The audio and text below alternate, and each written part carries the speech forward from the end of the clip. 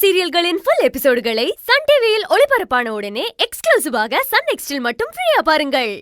மடி, நான் ஏற்கனவே உங்ககிட்ட சொல்லியிருக்கேன்ன, என் நண்பன் தில்லையும் நானும் சின்ன வயசுலேருந்து ஒன்றா ஒரே மனசா பழகினவங்கம்மா. அவனுக்கு எல்லாமே தெரியுமா. என் கோணம், என் குடும்பம், என் சூழ்நிலை எல்லாம் தெரிஞ்சவம்மா தில்லை.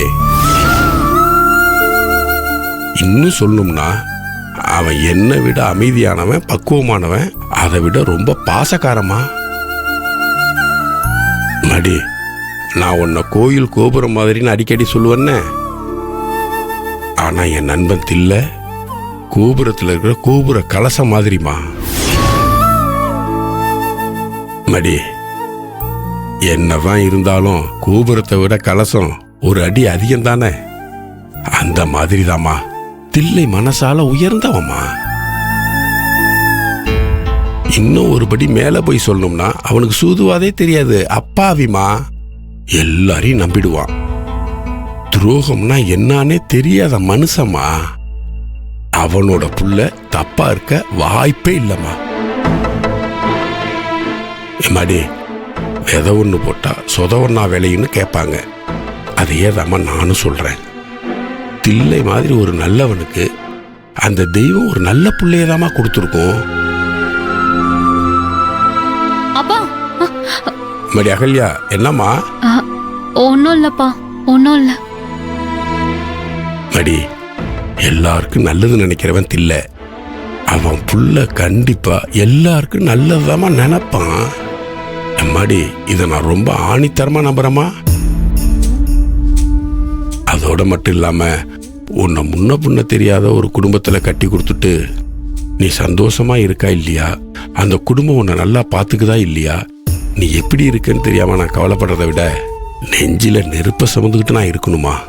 அதை விட உயிருக்கு உயிரான நண்பனோட பையனுக்கு ஒன்று கொடுத்தனா நீ கண்டிப்பா ரொம்ப ரொம்ப சந்தோஷமா இருப்பன்னு நினைச்சு அப்பா நிம்மதியா இருப்பம்மா. மடி, இப்ப நீ இந்த வீட்டில் எனக்கு மகளா இருக்க. கல்யாணத்துக்கு அப்புறம் தில்லை வீட்டில் அவனுக்கு நீ மகளா இருப்ப. தில்லையும் மாப்பிளையும் பாட்டியும் அந்த 2 பொண்ணுங்களும் உன் கண்ணுலேருந்து ஒரு துளி கண்ணீர் வராம ரொம்ப ரொம்ப நல்லா பார்த்துப்பாங்கம்மா. அந்த நம்பிக்கையும் நிறைவும் எனக்கு நிறைய இருக்குமா.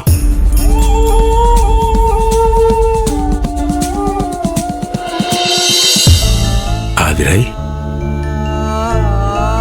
எம்மாடி, இதெல்லாம் என் மனசுல இருக்கிற அபிப்பிராயம் தாம்மா. இதுவே முடிவில்லை. முடிவை சொல்ல வேண்டியது நீ தாண்டாம்மா. சொல்லு. எம்மாடி, உன் விருப்பமும் சம்மதமும் தான் ரொம்ப முக்கியம். எம்மாடி, உனக்கு பிடிக்கலன்னா வெளிப்படையா சொல்லிடு, நான் தில்லைகிட்ட சொல்லிடுறேன். மடி, நானும் உன்னை தப்பா நினைக்க மாட்டேன், தில்லையும் உன்னை தப்பா நினைச்சிக்க மாட்டான்.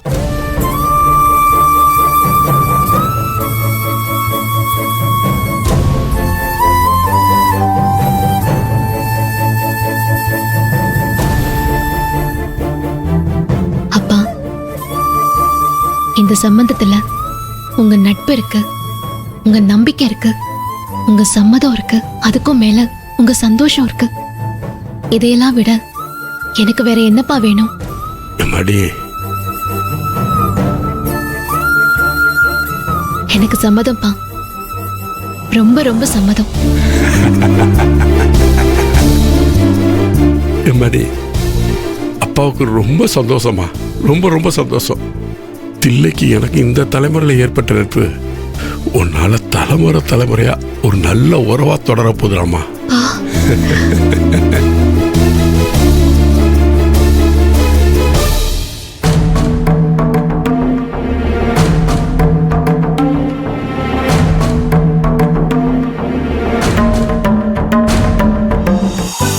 என்னடா சாமி, பொண்ணோட சம்மதத்தை கேட்டுட்டு வரேன்னு சொல்லிட்டு போனவரை ஆளையே காணுமே. அந்த ஃப்ராட் என்ன பிடிக்கலன்னு சொல்லிட்டாலோ? இருக்கும் மச்சான். நீ என்ன அந்த பொண்ணுகிட்ட கொஞ்ச நஞ்ச பிரச்சனையா பண்ணி வச்சிருக்க?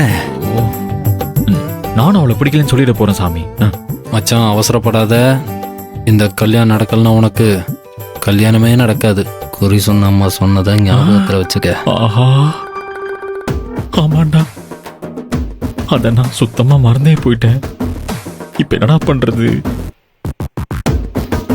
நீ கல்யாணம் பண்ணியே ஆகணும்னு முடிவு பண்ணிட்ட. இதுல பொண்ணு தெரிஞ்ச பிசாசா இருந்தேன்னா தெரியாத பேயா இருந்தேன்ன எல்லாம் ஒண்ணுதான். ஷூ.